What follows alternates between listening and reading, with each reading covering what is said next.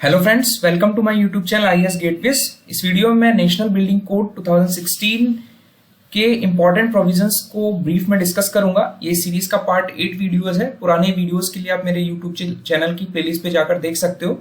So basically इस video में हम कवर करने वाले हैं कि जो हमारी बिल्डिंग्स हैं उसमें हम लोग ने पिछले वीडियो में डिस्कस किया था कि जो डिफरेंट कंपोनेंट्स हैं बिल्डिंग के, डिफरेंट पार्ट्स हैं, लाइक प्लिंथ हो गया, हमारा किचन हो गया, बाथरूम हो गया, उसके जो डिजाइन रिक्वायरमेंट्स हैं, हमारा जो एनबीसी से गवर्न है, वो हमने डिस्कस किया था। इस वीडियो में हम लोग सब्सिक्वेंटली जो हमारे बचे हुए कंपोनेंट्स हैं वो डिस्कस करेंगे। So let's start. सो जो फर्स्ट कंपोनेंट है दैट इज लेज और टैंड या लॉफ्ट। तो यहाँ पर जो लेज और टैंड है ये एक एलिमेंट है बिल्डिंग का, और ये लॉफ्ट जो है ये दूसरा एलिमेंट है। तो लेज या आप टैंड कहो, तो इनकी डेफिनेशंस हम लोग थोड़ा सा समझ लेते हैं, it will be easier for understanding. तो जो लॉफ्ट और लेज है ये दोनों ही हमारे जो एलिमेंट्स हैं, हमने लेज को क्या कहा, ध्यान रखेंगे, टैंड। टैंड एंड लेज एक सेम टर्मिनोलॉजी है, लॉफ्ट दूसरी टर्मिनोलॉजी है। दोनों ही हमारे हॉरिजॉन्टल प्रोजेक्शंस हैं जो वॉल से निकल रहे हैं, पर पर्पस दोनों का अलग है। ठीक है, तो प्रोजेक्शंस दोनों हॉरिजॉन्टल हैं, these are not vertical projections, and जो पर्पस है वो डिफरेंट है दोनों का। लॉफ्ट बेसिकली क्या है, हमारे लार्ज हॉरिजॉन्टल प्रोजेक्शंस होंगे। ठीक है, इंपॉर्टेंट पॉइंट्स में बताता जा रहा हूं। These are large horizontal projections from the wall, ठीक है, जो कि मोस्टली इंडोर्स में प्रोवाइड करते हैं, एंड उनकी जो विड्थ होगी बेसिकली वो मोर देन 45 सेंटीमीटर होगी। ठीक है, and generally they are provided over door. Door के ऊपर आपने घरों में देखा होगा, लिंटल हाइट के ऊपर हम आइटम्स या गुड्स को स्टोर करने के लिए एक छज्जा बना देते हैं जिसके ऊपर हम सामान रखते हैं। एंड जनरली वो हमारे स्टेयर से कनेक्टेड नहीं रहते, they are used to access with the help of ladders की हेल्प, सीढ़ी लगा के आपको एक्सेस करनी होगी। और जो लॉफ्ट के ऊपर जो स्पेस बचती है, ठीक है, वो आप स्टोरेज पर्पस के लिए यूज कर सकते हो। जैसे कि यहाँ पे डायग्राम में मैंने दिखाया हुआ है, ये जो पोर्शन है आपका, ये हमने स्टेयर से नहीं एक्सेस किया, ये हमारा टेम्परेरी अरेंजमेंट है, इन्हें यहां पर जाने के लिए किया। तो ये जो आपको प्रोजेक्शन दिख रहा है वॉल से, ये this is basically loft, and इनकी प्रोजेक्शंस की जो विड्थ है ये generally more than 45 centimetre. These are the large projections. और पर्पस क्या है, सामान स्टोर करने का पर्पस है, या इसको आप ऐसे भी यूज कर सकते हो सिटिंग पर्पस के लिए।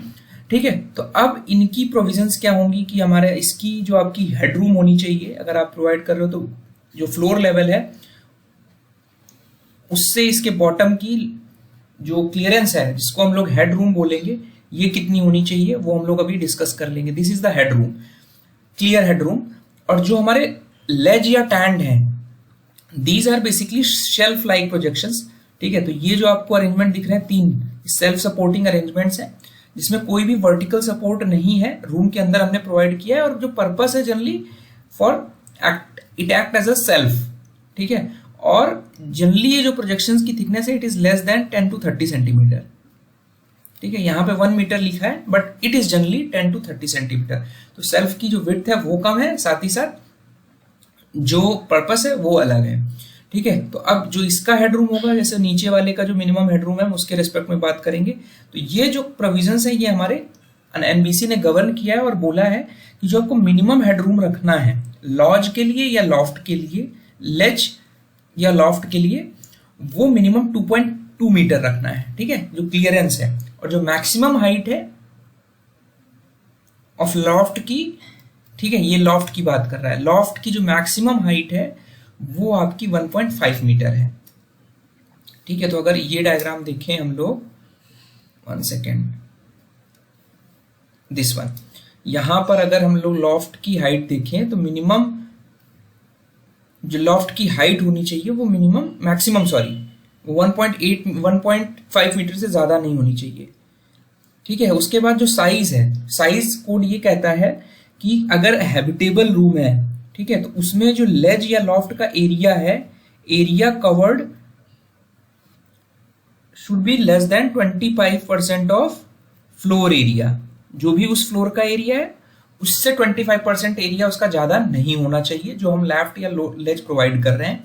और साथ ही साथ ये हमारी बिल्डिंग के वेंटिलेशन ऑफ रूम को अफेक्ट नहीं करना चाहिए। ठीक है। नेक्स्ट एलिमेंट है हमारा मेज़नाइन फ्लोर।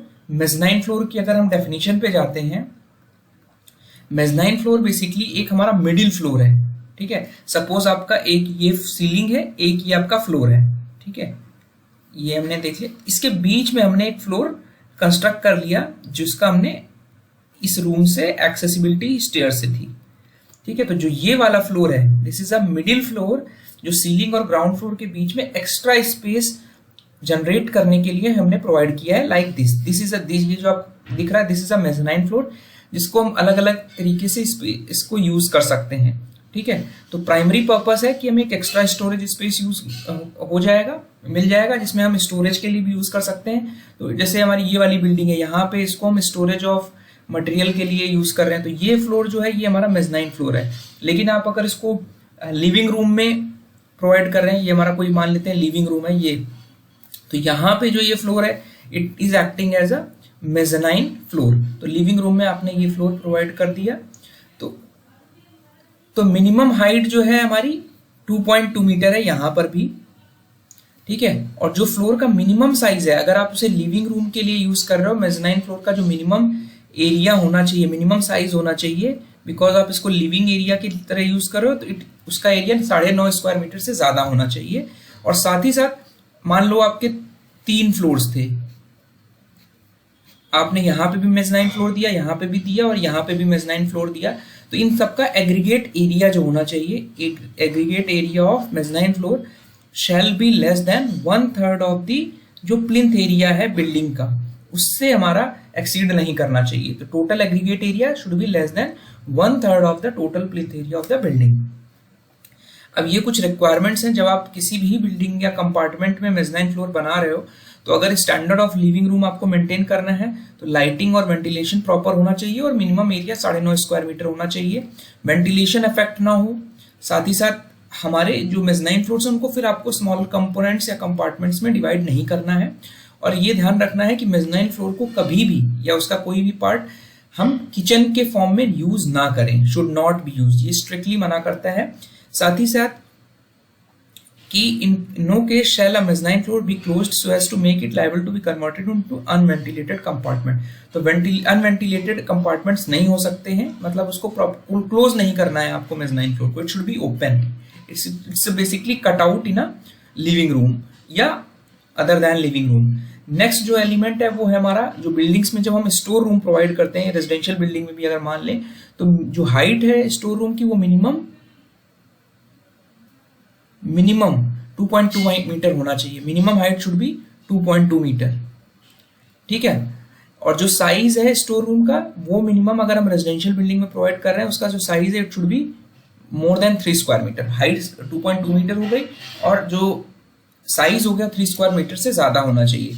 उसके बाद हमारा नेक्स्ट एलिमेंट है गैराज, जिसमें जो हाइट है गैराज की वो हमारी मिनिमम 2.4 मीटर होनी चाहिए। देखिए बाकी सभी जगह पे हम देख रहे थे मिनिमम हाइट या हेड रूम जो था 2.2 मीटर था, लेकिन यहाँ पे गैराज की हाइट जो है वो 2.4 मीटर है, ठीक है, which is basically used for parking vehicles, ठीक है। तो अगर प्राइवेट गैराज है किसी का घर में तो मिनिमम साइज जो है वो 3x6 मीटर है, यानी जो एरिया होना चाहिए गैराज का मिनिमम 18 स्क्वायर मीटर होना चाहिए, ठीक है। और जो पब्लिक गैराज है वहां पे उसका जो साइज है वो डिपेंड करेगा कि हम उसको कितने नंबर ऑफ व्हीकल्स के लिए बना रहे हैं। So I hope this video is helpful. Further हम लोग नेक्स्ट वीडियो में जो बेसमेंट के प्रोविजंस हैं, बाउंड्री वॉल के प्रोविजंस हैं, चिमनीज के, पैरापेट वॉल्स, केबिन्स, इन सब की रिक्वायरमेंट के बारे में डिटेल में डिस्कस करेंगे। So thank you and all the best.